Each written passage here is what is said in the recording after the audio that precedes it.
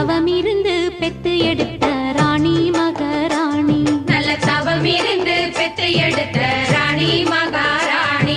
இந்த குணவதிய கண்டுபிடிச்ச ராசா மகராசா, இந்த குணவதிய கண்டுபிடிச்ச ராசா மகாராசா. ஓ ஜோடி நல்ல ஜோடி இது, மாப்பிள்ள பொண்ணையும் பாரு.